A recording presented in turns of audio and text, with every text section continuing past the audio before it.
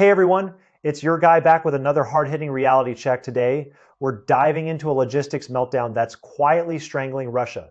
And I'm not talking about some minor hiccup. This is the kind of crisis that doesn't just make headlines. It makes entire supply chains collapse. And here's the kicker, even Putin himself can't wave a magic wand and fix this.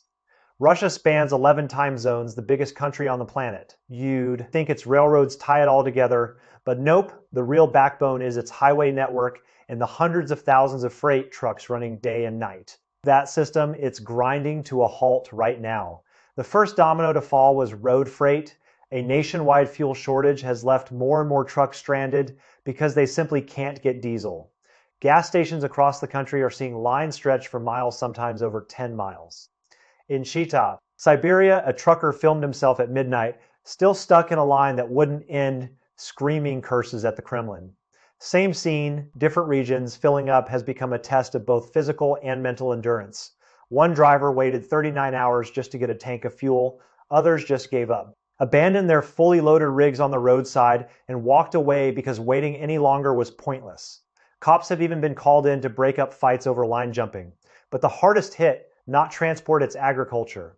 A viral video shows a Russian farmer losing his mind because harvest season is here and he can't buy diesel for his combine harvesters. He says if this keeps up, they'll be out there with sickles like medieval serfs. Sounds dramatic, but it's real when logistics freeze. The chain reaction is brutal. Crops rot in the fields, store shelves go empty, and prices shoot through the roof. Even basic stuff like coffee has doubled in price in just a few months. And it gets worse. Russian economists warn that at least 35% of freight carriers are on the verge of bankruptcy. If these companies start folding before winter, the supply chain nightmare will escalate fast. There are about 500,000 trucking firms and owner-operators in Russia. These are the guys hauling food, fuel, and medicine across 11 time zones. If more than a third of them go under, you're looking at hundreds of thousands of businesses in survival mode. According to Russian news, by the end of 2025, roughly 7,000 logistics companies had already filed for bankruptcy or liquidation, the highest number in 17 years. But the fuel crisis wasn't the start. It was the last straw. The industry was already bleeding, high interest rates, rising operating costs, razor-thin margins. Many were already underwater. And even the most conservative estimates say that in 2026 alone, more than 7% of logistics firms will shut down. The smallest ones, zero cushion, go first. Some have already stopped regional service because diesel supply is too unreliable. This isn't just a corporate problem, it's hitting everyday life. In cities like Lipetsk, deliveries are delayed or canceled outright. Even ordering a small package online has become a gamble. So what the hell is pushing the world's largest country to the edge of logistical paralysis? Simple revenue and costs have gone completely out of whack. Freight rates are falling, but operating costs are skyrocketing. To fight inflation from the war, Russia's central bank jacked up the key rate to 21%. That makes financing new trucks or fleet upgrades brutally expensive. Small carriers can't afford it. At the same time, the government hiked recycling fees on heavy trucks, with some models costing millions of rubles per vehicle starting in 2026. And let's not forget the sanctions hangover. Russian fleets used to rely on European brands like Scania and Volvo. Now parts are scarce, repairs are a nightmare, and aging trucks cost a fortune to maintain. So when the fuel crisis hit, the industry was already on its knees. High rates, high taxes, high repair costs, plus fuel shortages all at once. That's what pushed this critical sector toward collapse. For drivers already drowning in debt and driving old rigs, the diesel price spike and empty pumps just crushed whatever hope they had left. To really grasp how bad this is, let's zoom in on Chita. It's 5,000 kilometers from Moscow, a key junction on the Trans-Siberian Railway and the east-west highway network. That's why it's become the epicenter of gridlock. A regular car can get by with 50 liters of gas for a day, but a fully loaded heavy truck that burns hundreds of liters of diesel per day, no fuel, can't even start the engine. A logistics worker from Irkutsk told us her company's trucks have been stuck east of Chita for days just because drivers can't find diesel. She compared it to Soviet-era breadlines. Even more desperate, a video shows a trucker saying this trip ends here, then abandoning his rig with 50 tons of cargo on board, walking away like it's someone else's problem. That cargo could be factory materials or a week's worth of store inventory, now just sitting there on a desolate Siberian roadside. Several logistics firms told Russian Business Daily that because drivers waste so much time queuing for fuel, The average daily distance on Russia-China routes has dropped from 600 to 700 kilometers to just about 500. Losing 1 or 200 kilometers a day might not sound huge. But when each refueling stop costs hours or a whole day, delivery schedules slip and those costs eventually hit consumer prices. Worse than higher freight cost is the growing refusal of drivers to take long-haul jobs. They don't know if they'll find fuel along the way. More and more independent drivers will only take short trips under 200 kilometers, and some logistics companies have stopped taking new orders altogether. If this trend continues, even if diesel supply normalizes, there may be no drivers left to run long routes, and no firms willing to take orders. A death spiral for the entire transport system. You might ask, why does a remote city like Chita matter so much to all of Russia? Because the country has only one real east-west artery, the Siberian Transport Corridor. Its core is the Trans-Siberian Railway, about 10,000 kilometers long, handling over half of Russia's foreign trade, and there's no real backup. Russia has talked about building a second line to ease the bottleneck, but that's a long-term fix. The long lines at cheap-ass gas stations are not just cheap-ass problem. Could they switch everything to rail in theory? Sure. But two big hurdles. First, trains only run on fixed tracks between major freight yards, but moving goods from warehouses to stores or from farms to silos still needs trucks for that last mile. No other vehicle can do that. Second, the rail system is also in deep trouble. Russian Railways, which hauls about 87% of the country's freight, is facing its worst crisis since its founding. Data shows rail freight volume in 2025 hit a 16-year low. So both highways and railways are in a simultaneous chokehold. Why is rail hurting? Sanctions have crippled locomotive production. New trains aren't being built. Plus, hundreds of thousands of freight cars are stuck on the tracks, slowing the whole system. Right now, about 300,000 rail cars are effectively gridlocked. That's roughly 1/5 of the entire freight fleet, and they're not moving efficiently. On top of that, Russian Railways is buried under over 4 trillion rubles in debt. Let me convert that for you. That's roughly $43 billion, give or take. Depending on the exchange rate, that's a staggering amount of red ink for a state-owned monopoly. It's a vicious cycle. What about air freight? Planes don't wait in gas lines or sit in rail jams. But aviation has its own mess. Jet fuel prices have spiked in recent months, and airport supplies are dropping. Several airlines have warned that if the shortage worsens, we'll see massive flight cancellations to keep domestic planes flying. Russia has even banned jet fuel exports. Yes, an energy giant is rationing exports just to fuel its own aircraft. That tells you everything. And there's another long-term problem. Sanctions have cut off parts for Boeing and Airbus jets. Many planes are grounded for lack of spare parts, and airlines are cannibalizing grounded jets to keep others flying. Meanwhile, Ukrainian drone strikes have made air travel increasingly unstable. Airports shut down on short notice due to drone alerts, causing cascading delays and cancellations. Even if a plane can fly, it might not be able to land. Some freight has shifted to the so-called middle corridor through the Caspian, the Caucasus, and Turkey. But that route has limited capacity and can't handle Russia's trade volume.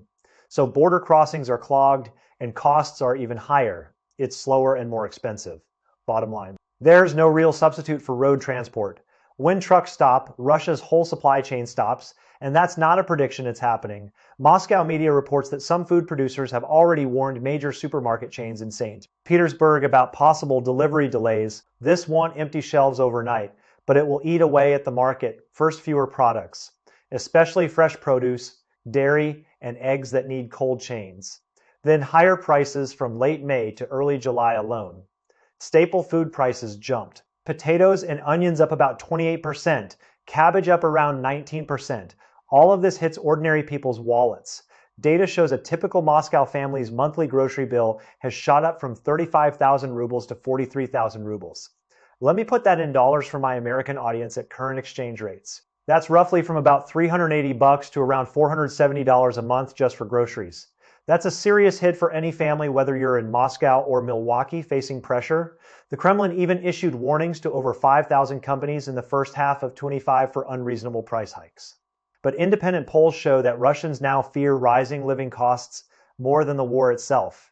And it's not just food stuck on those stranded trucks. It's medicine. Russia is heavily dependent on imported pharmaceutical ingredients, mainly from China and India. Even before the fuel crisis, many regions faced drug shortages, from antibiotics to basic saline.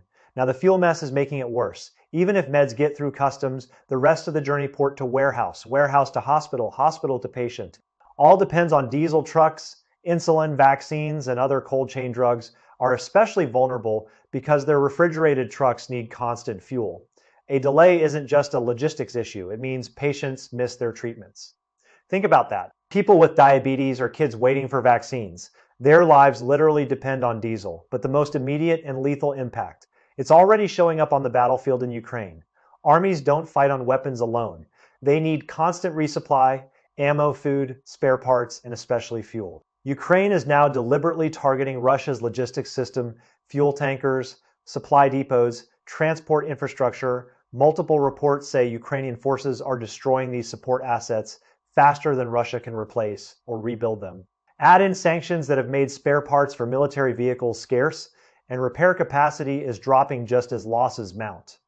The strain on Russia's overall logistics support, especially around Crimea and southern Ukraine, is already critical. This isn't just about trucks breaking down, it's about tanks running out of gas in the middle of a firefight. And while Russia's domestic logistics and harvest are reeling, Ukraine is fighting its own logistics war across the Black Sea. In recent weeks, Russia has intensified missile strikes on port infrastructure in Odessa and Mykolaiv. Result, multiple merchant ships hit, crew members killed. More ship owners are avoiding Ukrainian ports due to security risks. War risk insurance premiums are soaring. Some insurers have stopped covering those routes entirely. As sea transport costs rise, warehousing capacity at Odessa port has dropped by nearly 1/3. Sound familiar? In 2022, when Black Sea ports were blockaded, global food prices spiked and supply chains broke. Not because there wasn't enough grain, but because it couldn't get out. But here's the difference this time the world has learned. Alternative routes are already in place. The Danube ports, Romania's Constanta, and expanded rail networks can now move Ukrainian grain even if the Black Sea is choked off. Ukrainian agribusinesses are better prepared. They can store grain and wait for prices to recover. So many analysts think this time won't trigger a global food crisis like 2022. That's good news for everyone, including us here in the States, because we all remember what higher food prices did to our own grocery bills back then.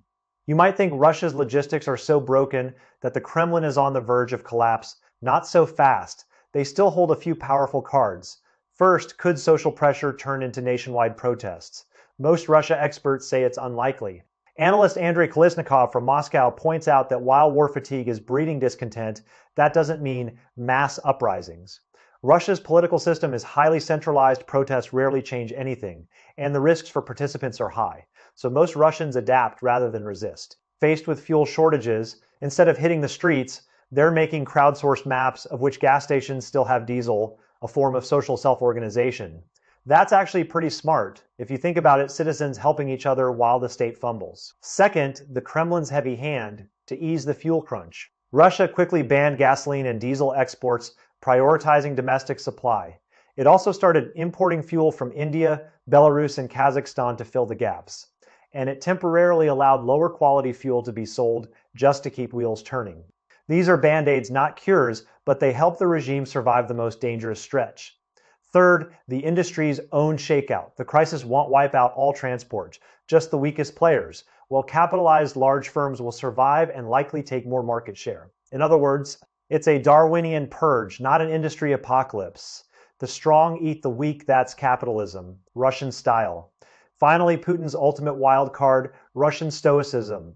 The country has endured so much hardship that collective memory of suffering is baked into the culture. Kremlin media chief Margarita Simonian told the public, "Don't forget, our generation lived through ration cards, we made it, and we'll make it again."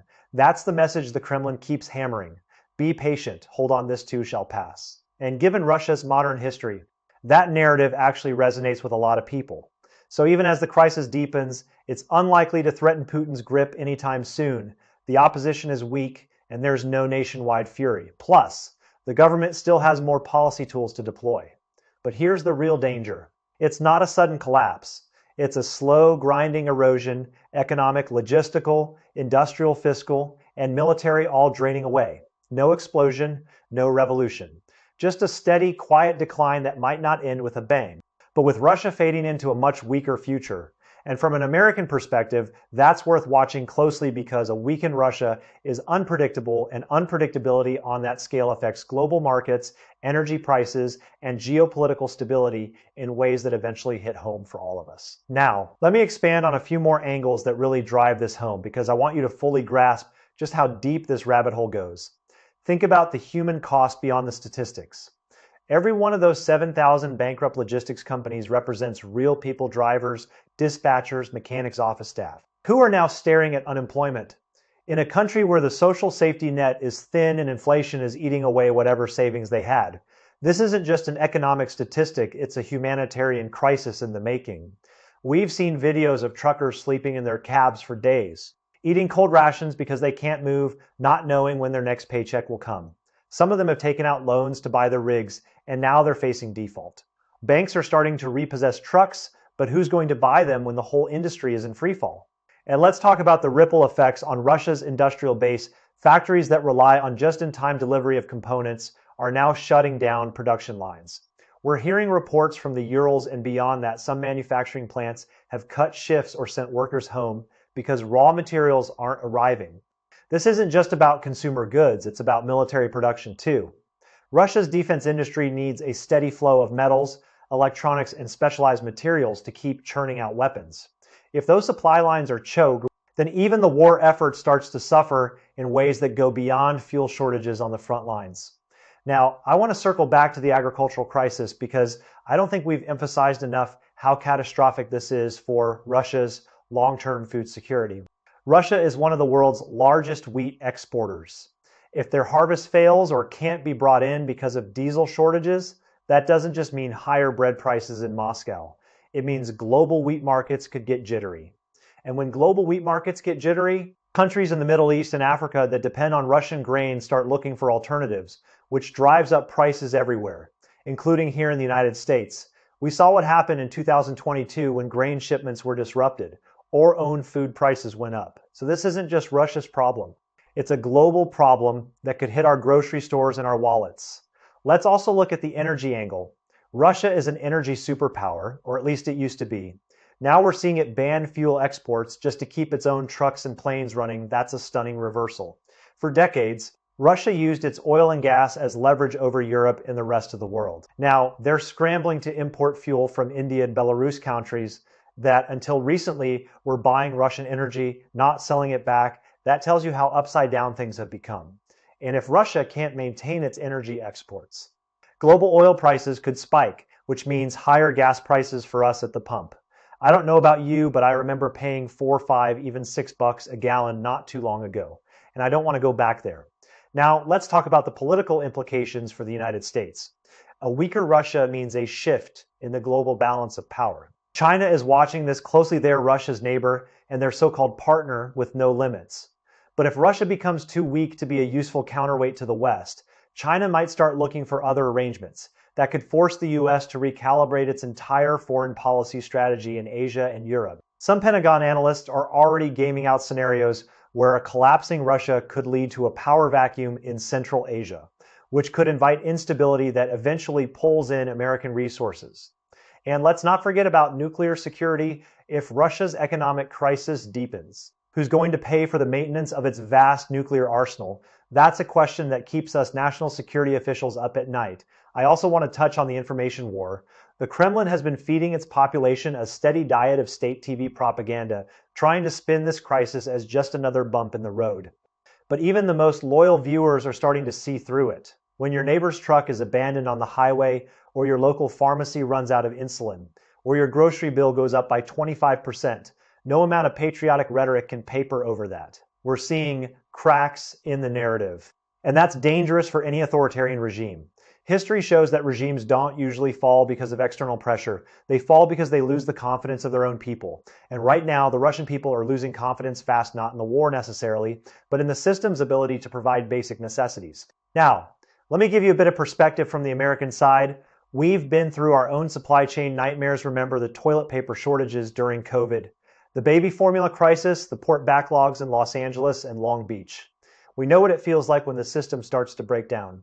But what's happening in Russia is orders of magnitude worse because they don't have the alternative routes, the redundancy, or the economic resilience that we have. Our logistics network is far from perfect, but we have multiple ports, a massive rail system, and a trucking industry that, while stressed, isn't facing a national fuel shortage. Russia doesn't have that luxury. They're playing a game of economic Jenga, and blocks are being pulled out one by one. And here's something else to chew on: the environmental impact. All those abandoned trucks, the ones parked on highways with cargo still inside. They're not just eyesores, they're leaking fluids, rusting, becoming hazards. Some of them are carrying chemicals or perishable goods that are now spoiling and creating health risks. The Russian government doesn't have the resources to clean this up, and local municipalities are overwhelmed. This isn't just a logistics crisis, it's becoming an environmental disaster in slow motion. Let's also consider the demographic angle. Russia's population has been declining for years, and the war is accelerating that trend as young men are killed or flee the country. Now you have a situation where the working age population, the people who drive the trucks, work the farms, and run the factories, is shrinking just as the economy needs them most. And the ones who are left are being asked to work longer hours under worse conditions for less pay. That's a recipe for burnout and social unrest, even if it doesn't immediately turn into protests. I also want to highlight the irony of Russia's position. This is a country that has vast reserves of natural resources, oil, gas, timber, minerals. Yet it can't get those resources to market because the trucks and trains aren't running. It's like being a billionaire who can't cash a check. The wealth is there, but it's locked away behind a wall of logistical failures. And the longer this goes on, the more Russia's competitive position erodes. Other countries, China, India, even the US, are already stepping in to fill the gaps in global commodity markets that Russia used to dominate. Once those markets shift, they're not coming back. Now, I want to be careful here. I'm not cheering for Russia's collapse. A chaotic collapse of a nuclear-armed state is in nobody's interest, including ours. But as an American observer, I think it's important to understand what's happening and what it means for the world. The era of Russian dominance in energy and grain is probably over. The era of Russian military intimidation is certainly being tested, and the era of Russian political stability, that's looking shakier by the day. Let's also talk about the financial sector. Russia's banking system is under immense strain. With the central bank rate at 21%, borrowing costs are prohibitive. That means businesses can't invest, can't expand, can't modernize, and the government's own budget is stretched thin by war spending, so it can't step in with massive bailouts. We're already seeing reports of regional banks teetering on the edge, and if a few of them fail, it could trigger a broader financial panic. The ruble is volatile, and capital flight is picking up as wealthy Russians try to move their money abroad. That's a classic pre-crisis pattern. And it doesn't end well. On the social front, we're hearing anecdotal reports of increased alcoholism, domestic violence, and mental health issues as the stress of the crisis takes its toll. Russian society is resilient, but it's not indestructible. The psychological weight of watching your country slide into dysfunction while being fed propaganda about greatness is a heavy burden. Some people cope by withdrawing, others lash out. Either way, it's a deteriorating situation that could eventually boil over in unpredictable ways. And finally, let's look at the long-term strategic picture. The United States and its allies have been applying economic pressure on Russia for years, hoping to change its behavior. This logistics crisis is in many ways the culmination of those efforts, but it's also a testament to how brittle the Russian system really is. A country that can't keep its own trucks moving is a country that can't sustain a war, can't sustain its economy, and can't sustain its society. The question isn't whether Russia will change, it's whether that change will be managed or chaotic, and from where I'm sitting, chaotic looks a lot more likely. To wrap this up, what we're witnessing is not just a logistics crisis, it's a systemic failure that touches every aspect of Russian life, from the farm fields of Siberia to the battlefields of Ukraine. From the grocery stores of Moscow to the global grain markets that feed millions, the Russian system is being tested like never before, and it's failing the test. Whether Putin can hold it together long enough to ride out the storm is anyone's guess, but the cracks are getting wider by the day. That's it for today. Drop your thoughts in the comments. And don't forget to hit like. I'll catch you in the next one.